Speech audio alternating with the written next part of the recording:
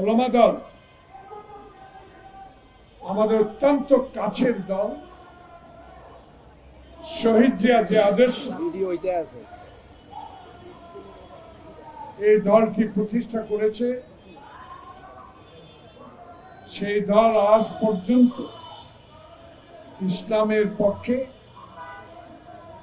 মানুষের পক্ষে, আল কোরআনের পক্ষে সঠিক পথে চলার যে সংগ্রামী কাজগুলো করে যাচ্ছেন তার নেতৃত্ব দিচ্ছেন ওলামা দলের প্রেসিডেন্ট সেক্রেটারি উত্তর দক্ষিণ এবং আজকে যিনি প্রধান বক্তা আমাদের ধর্ম বিষয়ক শিক্ষক। আমি সময় ক্ষেপণ করতে চাই না, কয়েকটি কথা বলতে চাই। 30টি বছর এই জায়গা থেকে অনেক কথা বলেছি প্রিয় ভাই। আপনারা আমার সামনে যারা বসে আছেন, আমার বাবা একজন শিক্ষক, তাও মাদ্রাসা শিক্ষক। আমি গর্ববোধ করি আপনাদের কোনো অনুষ্ঠান আমি বাদ দিই না। আজকে শত ব্যস্ততা থাকার পরেও জানি না সড়কে কি অবস্থা হবে। প্রিয় মুরব্বিয়ানেরা, গত 3 দিনে কি ঘটছে দেশে, গতকালকে কি হলো? বাংলাদেশের সর্ববৃহৎ বিমানবন্দরে কার্গো ভিলেজে আগুন লেগে সব সরকার হয়ে গেল। তা 2 দিন আগে মিরপুরে আগুন লেগে সব শেষ হয়ে গেল। আগুন নিভানো হলো, তদন্ত কমিটি করা হলো, যারা দোষী তাদের আইনের আওতা বিচার করা হবে। কিন্তু আমরা তো শেষ হয়ে, আমরা যারা খুদে ব্যবসা করি, যারা বিমানে করে কার্গো করে বিদেশে মাল পাঠায়, গতকালকে আগুন লাগার পর আমি উত্তরায় ছিলাম। প্রিয় বন্ধুগণ, প্রিয় ভাইরা, প্রিয় মুরব্বিনেরা, 16 বছর আমি গার্মেন্টস সেক্টরে একজন খুদে ব্যবসায়ী, কোনোদিন ব্যবসা করতে পারি নাই। যখন আল্লাহ পাক তৌফিক দিয়েছে, জুলাই আগস্টের এই বিপ্লবের পর 16 বছরের তারেক রহমানের নেতৃত্বে যে আন্দোলন সংগ্রাম, সেই সংগ্রামে যখন প্রফেসর মোহাম্মদ ইউনূসের মতো একজন যোগ্য ব্যক্তিকে আমরা বাংলাদেশের আগামী নির্বাচন সম্পূর্ণ করার জন্য দায়িত্ব দিয়েছি, ঠিক সেই মুহূর্তে,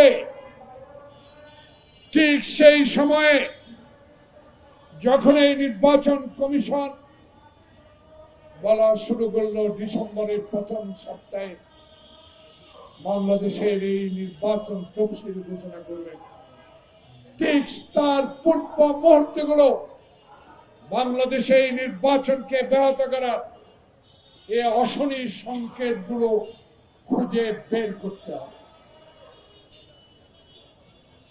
যদি খুঁজে বের করতে না পারি, তাহলে মুগ্ধ, খোকন, ওয়াসিম, শাপলা চত্বরে মাদ্রাসার নিরীহ ছাত্ররা, ইলিয়াস আলী, সদরি আলমের মতো লোকেরা, বাংলাদেশের 16 বছরে বিএনপির হাজার হাজার নেতা কর্মীর মায়ের মুখ যারা খালি করে দিয়েছে, যারা আয়নাঘর তৈরি করে, যারা ডিবি হারুনের মতো একজন কুলাঙ্গার পুলিশ কর্মকর্তাকে সৃষ্টি করে বাংলাদেশের ইতিহাসে গণতন্ত্রকে কলঙ্কিত করেছে, সেই কলঙ্কর ইতিহাসকে যখন প্রফেসর মোহাম্মদ ইউনূস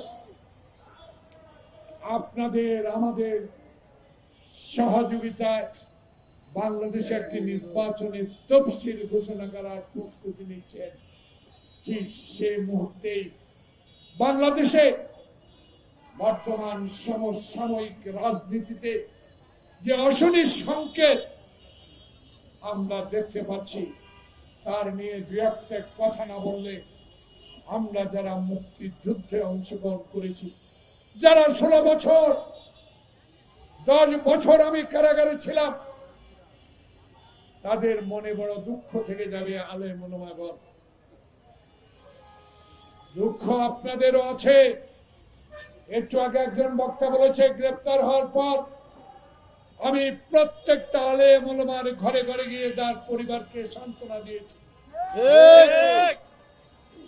কারণ আপনারা আমাকে ক্ষমতায় বসাবার জন্য নয়, বিএনপিকে ক্ষমতায় বসাবার জন্য নয়, তারেক রহমানকে ক্ষমতায় বসাবার জন্য নয়, বাংলাদেশে শেখ হাসিনা যে নির্বাচনকে কলুষিত করেছে, যে নির্বাচনের ভোটারদেরকে লুণ্ঠিত করেছে, যে নির্বাচনের নামে প্রহসন করেছে, ক্ষমতায় থাকার নামে আলেম ওলামাদের দাড়ি টেনে ইমামগিরি থেকে নিয়ে এসেছে, তার প্রতিবাদ করার জন্য বাংলাদেশে এই জুলাই বিপ্লব, এই আগস্ট বিপ্লব, এই 16 বছরের তারেক রহমানের আত্মত্যাগ।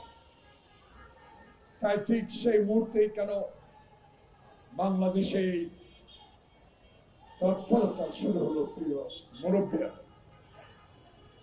আমি একজন মুক্তিযোদ্ধা হিসেবে, আমি আন্দোলনের রাস্তার একজন কর্মী হিসেবে আমার সাহস আছে দাঁড়িয়ে বলতে চাই, যারা এই ষড়যন্ত্রের সাথে লিপ্ত, তারা বাংলাদেশের সুখ চান না, তারা বাংলাদেশের গণতন্ত্র চান না, তারা বাংলাদেশে আমার ভোট আমি দিব এই অধিকার আপনারা প্রতিষ্ঠা হতে দিতে চান না। কারণ আপনারা মনে হয় মুদির আশ্রয়ে শেখ হাসিনা বাংলাদেশে আবার এসে সেই ফ্যাসিস্ট তৈরি করুক, এটাই কি চান? তা হবে না প্রিয় ভাই। তাই এই প্রসিকিউশনের তাজুল বলেছে, অ্যাডভোকেট সাহেব 114 বছর সাজা। সাজা তো হাসিনা কি মাইক লাগাইছেন ওগুলা, আপনার মতো বিচারককে টেলিফোন করে তো আমরা সাজা দিতে চাই। বিচার আপনার পক্ষে না গেলে এজলাসে আমরা লাথি মারতেও চাই না। বিচার আপনাদের পক্ষে না গেলে এই হাইকোর্টের সামনে ময়লাও আমরা ফেলতে চাই। বিচার মানে তালগাছ আমার। হাসিনা, আওয়ামী লীগ বন্ধু সেজে বসেছেন মোদিকে, পার্শ্ববর্তী দেশকে আপনি বন্ধু ভাবেন, বাংলাদেশের মানুষের কথা একটিবারও চিন্তা করলেন না।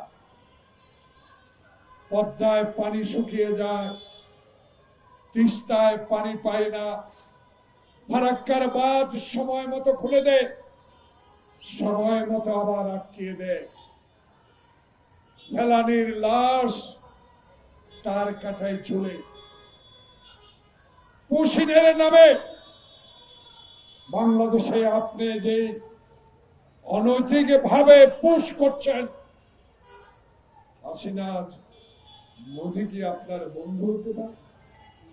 কোনদিনও হতে পারে। মোদীকে আপনি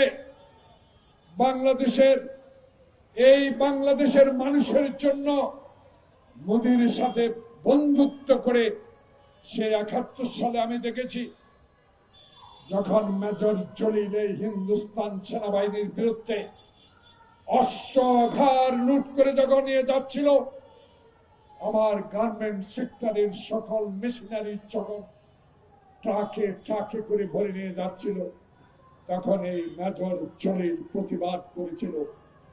সেই মেজর জলিল অস্ত্র হাতে যুদ্ধ করে দেশ স্বাধীন করেছিল। সেই মেজর জলিলকে আপনি কারাগারে পূরণ করেছেন। সিরাজ শিকদার বাংলাদেশের মানুষের অধিকারের জন্য কথা বলতো, সেই সিরাজ শিকদারকে আপনি গ্রেপ্তার করে সংসদে বলেছেন কোথায় সিরাজ শিক্ষা। প্রিয় ভাইরা, কথায় কথা আসে। আমার এই রাজনৈতিক ক্ষুদ্র জীবনে ঢাকা বিশ্ববিদ্যালয়ের একজন ছাত্র হিসাবে আমার নেতা সমুদ্র আবাজ অসুস্থ। আল্লাহর কাছে দোয়া করি, সবাই দোয়া করেন তিনি ভালো থাকুন। সেদিন শেখ মুজিবুর রহমানকে আমরা বলেছিলাম বাংলাদেশে এক বিরাট রক্তক্ষরণ হয়ে যাবে। পাকিস্তান সেনাবাহিনী দুর্দর্শ সেনাবাহিনী, আলোচনার দরকার নাই, ভুট্টোর সাথে আর কথা বলার দরকার নাই, ইয়ার সাথে আর কথা বলার দরকার নাই। আসেন বাংলাদেশের স্বাধীনতা ঘোষণা করে দেন। প্রিয় বন্ধুগণ, সেই আমন্ত্রণে আমার মতো একজন ক্ষুদ্র লোক সেদিন উপস্থিত ছিল। যেই দলটাকে ভালোবাসতাম সেই দল যখন বাংলাদেশের স্বাধীনতার পক্ষে নাই, যেই দল হিন্দুস্তানের সাথে আঘাত করে বাংলাদেশের গণতন্ত্রকে হত্যা করতে চায়, সেই দলকে আমরা করতে পারি না। তাই সেদিন শেখ মুজিব বাংলাদেশের গণতন্ত্রকে 1 মিনিটে হত্যা করেছে। এই শেখ মুজিব বাংলাদেশের মানুষকে একদিনের জন্য শান্তিতে থাকতে যায় নাই। কারণ সেদিন সেই তারই কর্মী গোলাম মোস্তফাকে জিজ্ঞাসা করলো, কিরে গোলাম মোস্তফা, 6 কোটি কম্বল আসলো, আমার কম্বলটা কোথায়? রাতে ঘুমাতে পারে না শেখ মুজিব, ডানে চোর বামে চোর। বাংলাদেশ ব্যাংকে ডাকাতি হয়, সেও কারা। তাই আজকে যে ব্যক্তিটি বাংলাদেশের সকল সংবাদপত্র বন্ধ করে দিল, যে ব্যক্তিটি সরকারি কর্মকর্তাকে বাকশালের সদস্য বানাবার জন্য আইন করেছিল, সেই ব্যক্তিটি হেলিকপ্টারে করে ভোটের বাক্স এনে রেজাল্ট পরিবর্তন করেছিল। তাই শেখ হাসিনা বাবা বাবা বলে সারা বাংলাদেশে বাবার মূর্তি তৈরি করলেন। বাবাই স্বাধীনতা এনে দিয়েছে। আমি 5 বার পার্লামেন্টে যাওয়ার সৌভাগ্য হয়েছিল আমার। 25 বছর আমি আর এই বয়সে আমি সংসদে ছিলাম। প্রিয় ভাইরা, শেখ হাসিনা যিনি অস্ত্র হাতে যুদ্ধ করে একজন মেজর নিজের প্রধানকে হত্যা করে স্বাধীনতা ঘোষণা করলো, তাকেও তিনি রাজাকার বলতে ছাড়লেন। সেই শেখ হাসিনা কতদিন ভর করবেন, কতদিন হিন্দুস্তানের উপর ভর করে থাকবেন? কিন্তু উপরে আছে আল্লাহ। যে কোরআন ধর্ম ইসলাম আমি বিশ্বাস করি, সেই কারণে আপনার শেষ আশ্রয়স্থল ওই হিন্দুস্তান।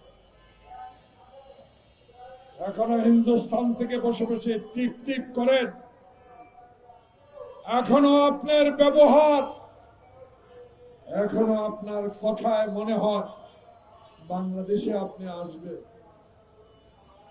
এই পবিত্র জাতীয় প্রস্তাবের সামনে যে সাংবাদিকরা কথা বলতে পারেন নাই, তাদের সামনেই জোহরের নামাজের আগে কথা দিয়ে গেলাম, বাংলাদেশে এমন শক্তি আর নাই আল্লাহ ছাড়া। শেখ হাসিনা বাংলাদেশে আবার আসতে। তাই ওলামা দল বহু অত্যাচার সহ্য করেছেন। ঐক্য বজায় রাখেন। জামাতে ইসলামের বন্ধুরা, আপনারা আমার খুব কাছের লোক, বন্ধুর লোক। আপনাদের সাথে 2001 সালে পার্লামেন্টে আমিও ছিলাম, সরকারেও ছিল। আমি বুঝি না 55 বছর আগের ঘটনা।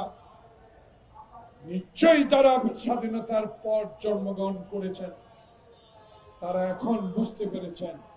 আমি ওই দিকে না গিয়ে শুধু বলতে চাই, আপনারা আওয়ামী লীগ কর্তৃক নির্যাতিত আপনাদের নেতাদেরকে ফাঁসি কাস্টে নিয়েছে আছে না? হে জাতীয় পার্টি, এই কাদের সাহেব, এরশাদ সাহেব, আল্লাহ পাক আপনাকে বেশ নসিব করুন, ক্যান্টনমেন্টের হাসপাতালে শুয়ে দস্তখত না করে এমপি হয়েছে। ওই সুজাতা সিং হাসপাতালে গিয়ে হাসিনার পক্ষে নির্বাচন করার জন্য সেদিন চাপ প্রয়োগ করেছেন। সেই জাতীয় পার্টি এখন অস্তিত্ব নাই আপনাদের। জমাতের বন্ধুরা, একটা তারে বিদ্যুৎ সঞ্চালন হয়, সেখানে পজিটিভ নেগেটিভ থাকে,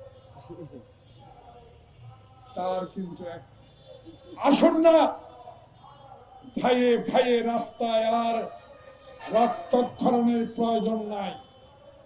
এখন গণতান্ত্রিক দেশ, ইউনুসের পরিচালিত দেশ বাংলাদেশে যদি আমরা আপনারা সকলে রাজনৈতিক দল যারা হাসিনার বিরুদ্ধে লড়াই করেছে, আমরা যদি এক থাকি, বাংলাদেশ ইনশাআল্লাহ হাসিনা আসবে না। বাংলাদেশে আমার ভোট আমি দিব, মৃত ব্যক্তি আর কোনোদিন ভোট দিবে না। আসুন এই উলামা দলের এই প্রতিবাদ সভা থেকে আপনাদেরকে আহ্বান জানাবো, আসুন ঐক্য গড়ে তুলি, বাংলাদেশের মানুষকে সুখে থাকতে দিই, বাংলাদেশের মানুষকে গণতান্ত্রিক অধিকার ফিরিয়ে দিই, বাংলাদেশের মানুষ যেন বিদেশের মতো আমার ভোট আমি দিব, যাকে ইচ্ছা তাকে দিব দেওয়ার ব্যবস্থা করতে পারি, সেই দিকে লক্ষ্য রেখে আসুন। প্রফেসর মোহাম্মদ ইউনূস, আমরা আপনার সাথে আছি, আপনার সাথে থাকবো। যেই কথাটুকু গত শুক্রবারে বৃষ্টি ভেজা আপনার এই বক্তব্য আমি শুনেছি, আল্লাহর কাছে আপনার জন্য দোয়া করি, আপনার জন্য কথাটা ঠিক থাকে, ফেব্রুয়ারি মাসে যেন নির্বাচন